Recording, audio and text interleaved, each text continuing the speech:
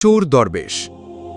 গুনাহ ছাড়, ইবাদত শুরু করে দাও, তারপর দেখো অন্তরের মধ্যে কত রকম শান্তি ও সুখের ধারা প্রবাহিত হয়।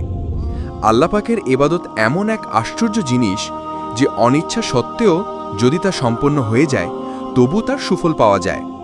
যেমন কাপড় যদি ভুল করেও রঙের মধ্যে পড়ে যায় তবু তাতে রং লেগে যাবে। এই বিষয়টি আরও পরিষ্কার হবে একটি চোরের ঘটনা থেকে।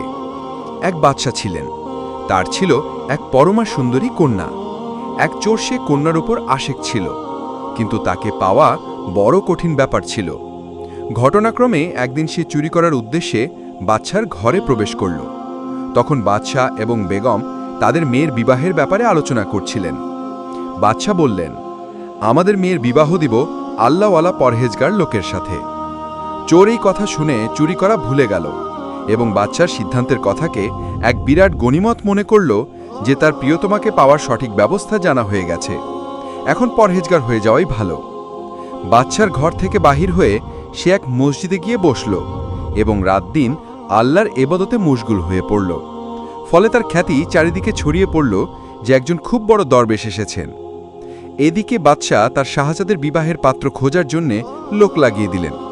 পরহেজগার পাত্র খোঁজার জন্য চারিদিকে লোক ছুটল। অনেক খোঁজাখুঁজির পর অবশেষে জানা গেল যে অমুক মসজিদে এমন এক আল্লাহওয়ালা আছেন যার চেয়ে অধিক মোত্তাকি সারা দেশে আর একটিও নাই। সুতরাং বিশেষ ব্যবস্থাপনায় বিবাহের পয়গাম নিয়ে বাদশার দূত তার কাছে গিয়ে হাজির হল। কিন্তু চোরের কাজ ততদিনে সারা হয়ে গিয়েছিল।